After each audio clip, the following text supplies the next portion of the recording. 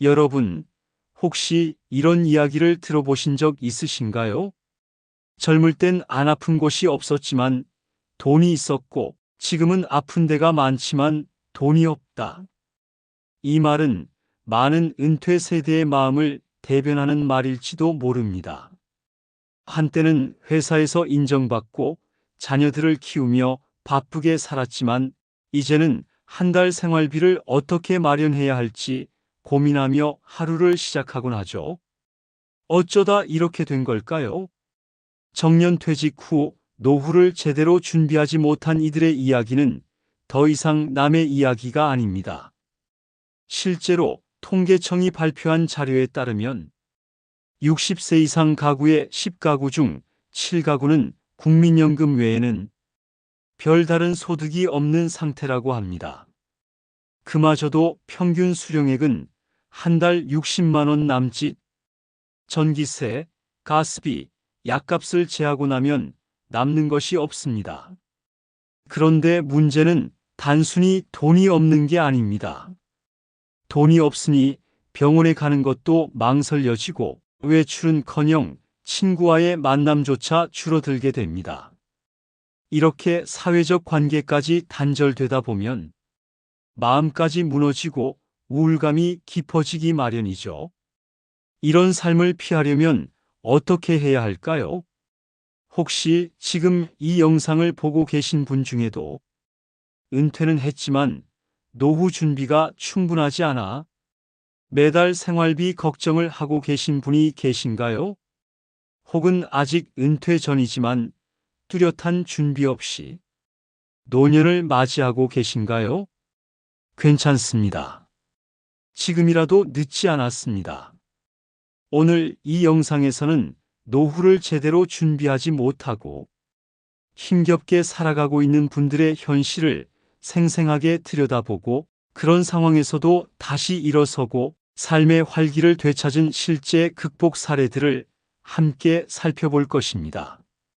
그리고 이 모든 내용을 통해 여러분도 지금의 상황에서 조금씩 탈출할 수 있는 실질적인 3가지 전략을 전해드릴 예정입니다.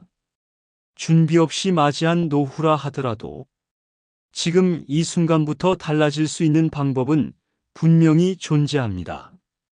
먼저 은퇴 이후의 경제적 현실부터 마주해야 합니다. 많은 분들이 은퇴 직전까지도 이렇게 말씀하십니다. 나는 연금도 있고 집도 있으니 괜찮아. 하지만 막상 은퇴 후에는 생각보다 돈이 빠르게 줄어드는 걸 체감하게 됩니다. 주거비, 식비, 각종 공과금은 물론 나이가 들면서 자연스럽게 늘어나는 병원비까지 예상치 못한 지출이 곳곳에서 발생합니다. 더 큰 문제는 은퇴 후의 생활이 20년, 30년 이상 지속될 수 있다는 점입니다. 즉, 짧게 준비해서는 절대 감당할 수 없는 시간입니다. 예를 들어 볼까요? 서울에 거주하는 72세의 이영수 어르신은 30년간 직장 생활을 하고 퇴직 후 퇴직금 1억 5천만 원과 국민연금 월 70만 원을 가지고 있었습니다. 처음에는 이 정도면 충분하다 생각하셨습니다. 하지만 그 퇴직금은 7년 만에 모두 소진되었고 이후 남은 연금만으로는 약값과 공과금도 빠듯했습니다. 결국 생계를 위해 새벽 시장에서 집 나르는 일을 시작하셨죠. 이영수 어르신은 이렇게 말씀하십니다. 몸이 힘든 건 괜찮아요.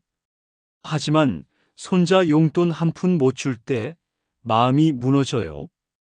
이처럼 경제적 준비가 부족할 경우 단순히 돈이 부족한 것을 넘어 삶의 존엄성과 자존감까지 흔들릴 수 있습니다. 그렇다면 2번째로는 심리적 고립입니다. 노년기에 많은 분들이 겪는 문제 중 하나가 사회적 관계의 단절입니다. 직장을 떠나고 나면 자연스럽게 사람들과의 교류가 줄어듭니다.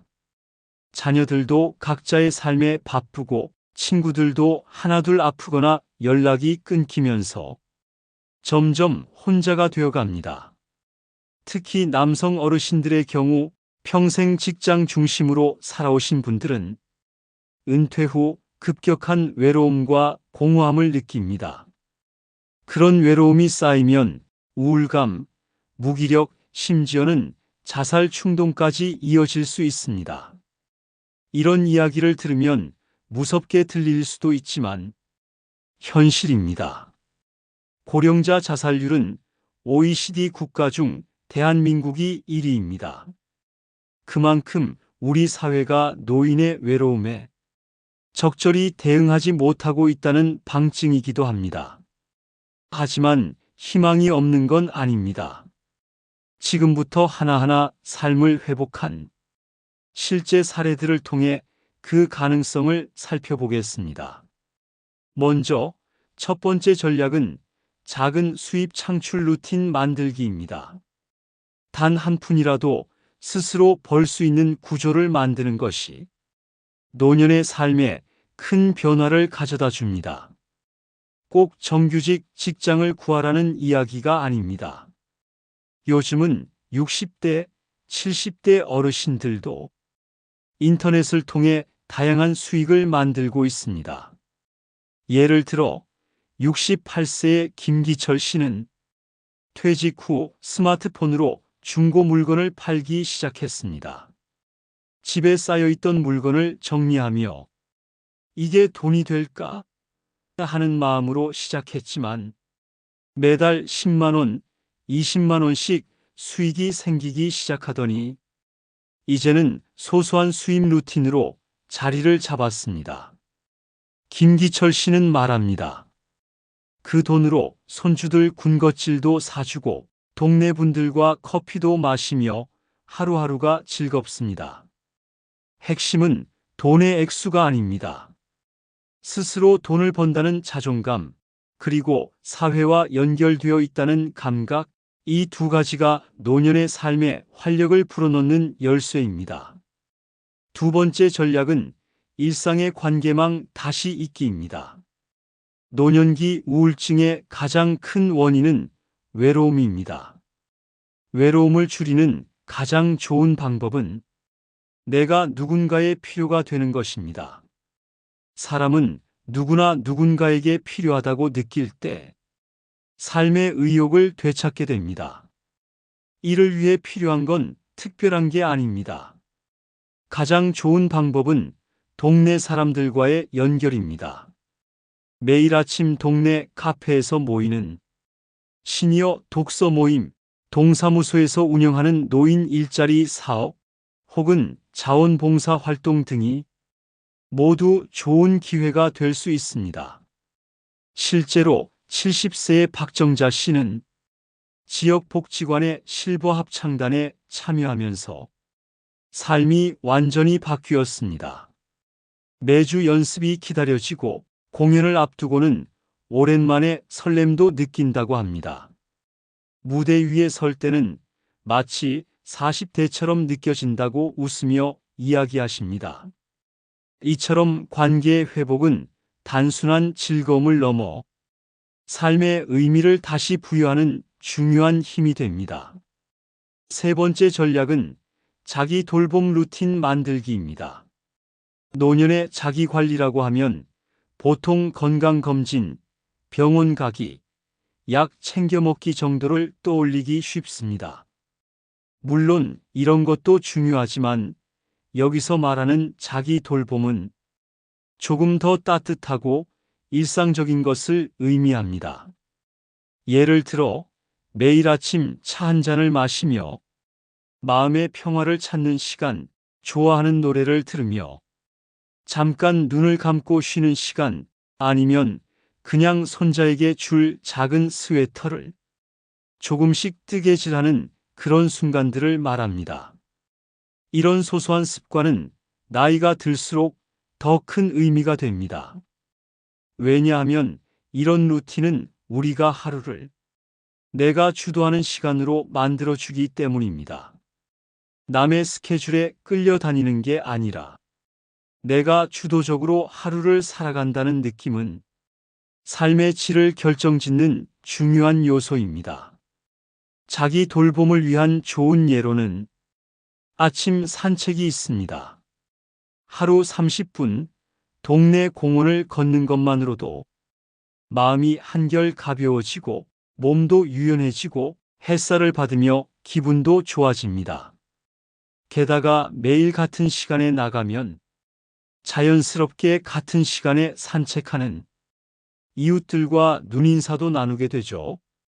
이렇게 작은 루틴 하나가 건강, 관계, 정서 안정이라는 세 마리 토끼를 한꺼번에 잡을 수 있게 해주는 셈입니다.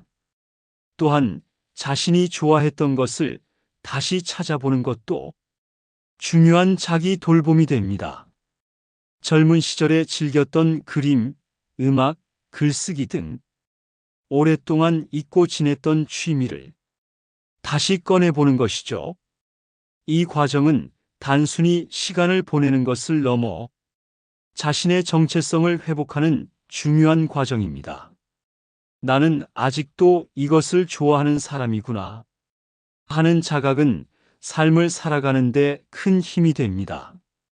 이 세 가지 전략을 종합해 보면 결국 중요한 것은 작은 루틴을 일상에 만드는 것입니다. 그 루틴이 돈을 벌게 하든, 사람을 만나게 하든, 자신을 돌보게 하든 그 모든 것들이 모여 결국 삶의 활력을 되찾는 길이 됩니다. 이쯤에서 한 가지 질문을 드려볼게요. 지금 여러분의 하루는 어떤 루틴으로 채워져 있나요? 혹시 TV 앞에 앉아 시간이 흘러가길 기다리는 하루를 보내고 계시지는 않나요? 만약 그렇다면 지금이 바로 그 일상을 다시 세팅할 기회입니다. 한 번에 많은 걸 바꾸려 하지 마세요. 딱 하나, 오늘 당장 실천할 수 있는 작은 것부터 시작하세요. 예를 들면 오늘 저녁엔 마트에 가지 말고 동네 시장을 한 바퀴 걸어보세요. 혹은 오랜만에 손편지를 써보세요. 이런 작은 행동들이 하루를 특별하게 만들고 삶의 방향을 서서히 바꿔줍니다. 그럼 이제 실제 극복 사례 몇 가지를 소개해 드리겠습니다. 첫 번째는 75세의 이남수 어르신 이야기입니다. 이 어르신은 은퇴 후 아무런 준비 없이 매달 연금 60만 원으로 생활해야 했습니다. 처음엔 친구들과 만나기도 꺼려졌고 자신이 초라하다고 느껴졌다고 합니다. 하지만 우연히 본 지역 평생교육원 광고지에서 스마트폰 기초 강의라는 문구를 보고 무작정 등록했습니다. 그 수업을 듣다 보니 재미가 붙어 나중에는 블로그도 만들게 되었고 자신의 손녀 이야기, 정원 가꾸는 이야기, 노년의 일상 이야기를 글로 써내려갔습니다. 그 글이 입소문을 타면서 지역 신문에 칼럼도 쓰게 되었고 지금은 월 30만 원 정도의 원고료를 꾸준히 받고 있습니다. 무엇보다 그는 이렇게 말합니다. 돈도 중요하지만 내가 누군가에게 읽히고 있다는 그 감각이 나를 다시 살게 했습니다. 두 번째 사례는 70대 부부 조수연 박정화 부부의 이야기입니다. 이 부부는 자녀를 모두 출가시키고 갑자기 너무나도 조용해진 집안 분위기에 우울함을 느끼기 시작했습니다. 그러던 중 지역의 작은 도서관에서 할머니가 읽어주는 동화 시간이라는 자원봉사 모집 공고를 보고 참여하게 되었습니다.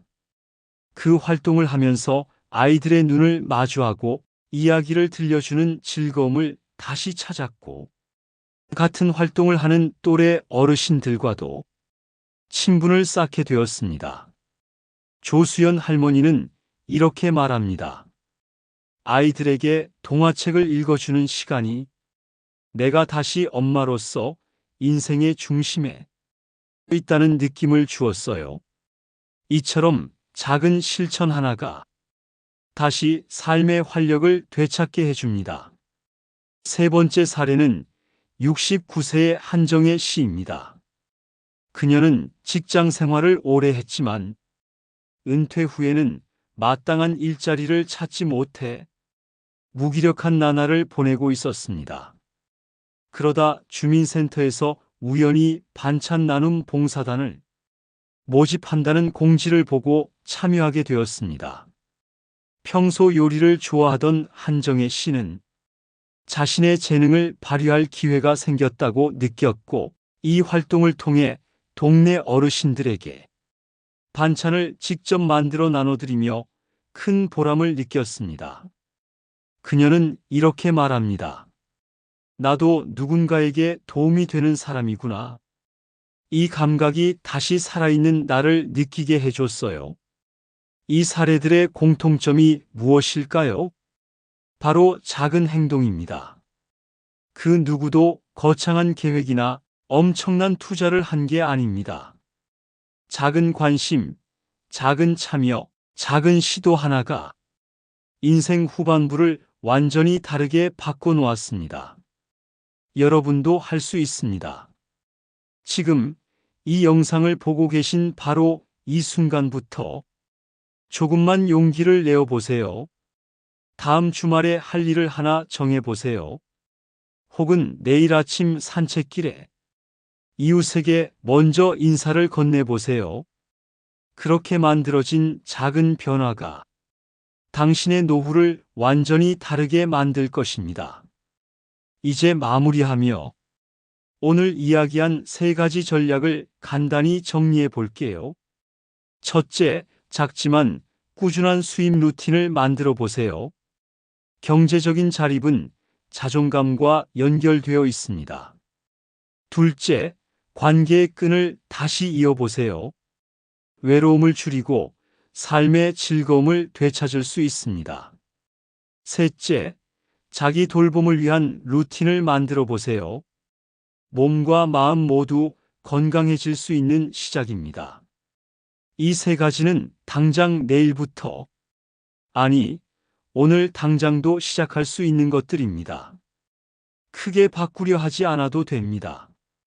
작게, 하지만 꾸준히 바꿔보세요.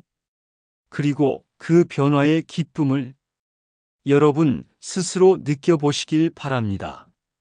지금부터라도 절대 늦지 않았습니다.